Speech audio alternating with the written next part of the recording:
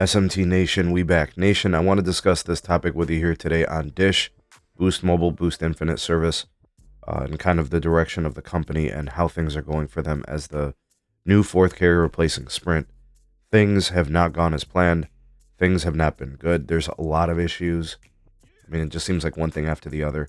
But I think this one is one that Dish can control, but they just haven't. They've absolutely destroyed any positive rapport with their distribution folks. Let's talk about it here today. Link for the article from Monica Alvin on Dish's wireless losses. Just as a placeholder article, I'll provide that in the description.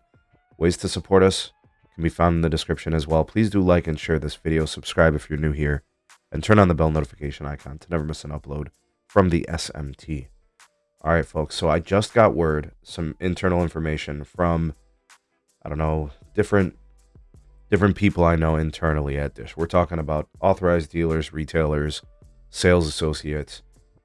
These folks have been concerned for a couple of years. Right? It basically, since Dish took over, it's been a really contentious environment over at Boost Mobile and Dish.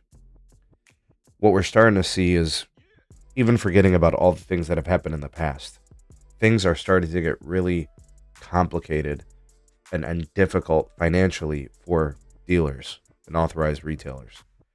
Dish is starting to kind of set a standard of unrealistic financial goals and conversion metrics.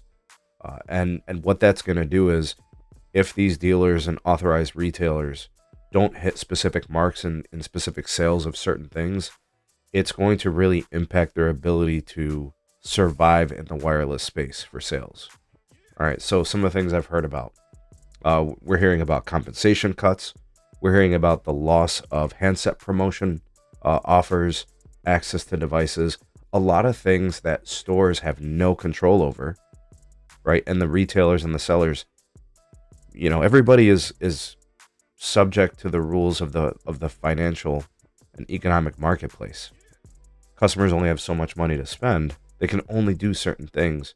We're talking about a segment of customers in prepaid who are often cost sensitive, right? And they're looking for the lowest price options for things. And you know, the margins are already razor thin, you know, so there's this tug of war happening internally between dealers and Dish because they're trying to be more profitable. Nobody's knocking them for that, but they're creating this relationship or lack thereof with their retailers where unrealistic goals are being set. Like, for one thing that I'm catching wind of is the Boost Protect insurance goals. Completely unrealistic.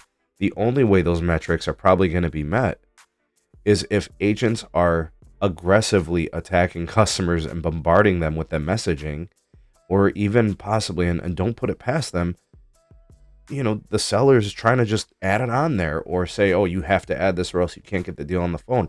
I can see those things happening out of desperation because they don't want to lose the compensation structure and bonuses and, you know, the other associated values, right? Prepaid customers don't want phone insurance, can't afford phone insurance, whatever the case may be.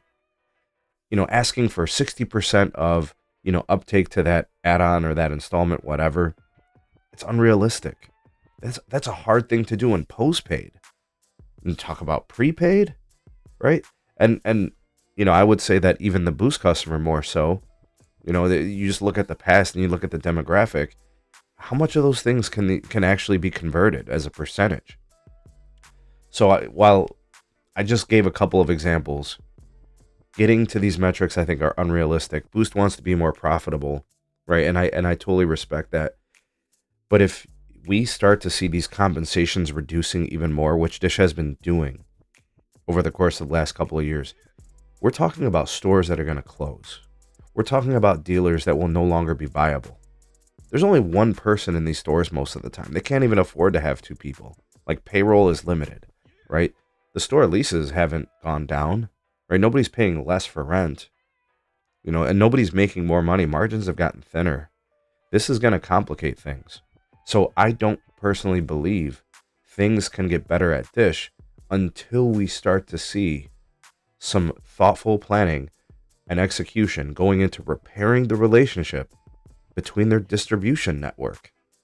It's really simple, guys. Dish Boost Mobile, Boost Infinite, they don't have corporate stores like, a Verizon or an AT&T or a T-Mobile. Those corporate stores have standards. Those corporate stores, there's accountability, there's mainstreaming. It all falls back on the brand. But in the authorized dealer situation, everything falls back on the authorized dealer. And if they're not viable and they can't hit their metrics and they're losing compensation, they're not going to be viable. We've already seen Boost Mobile stores close. We've already seen many Boost Mobile dealers completely abandon the brand and go to Total by Verizon. If you guys have been on the channel more recently, I've covered that topic specifically here on the channel a couple of times and mentioned it on live streams, and I'm tracking it.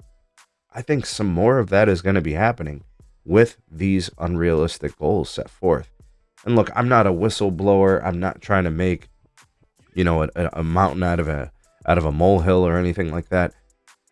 I have been one of the greatest supporters publicly when it comes to Boost and Dish and really pulling for them to succeed. But I can't acknowledge, or I can't ignore, I must acknowledge some of the complications that have been set forth by themselves, shooting themselves in the foot.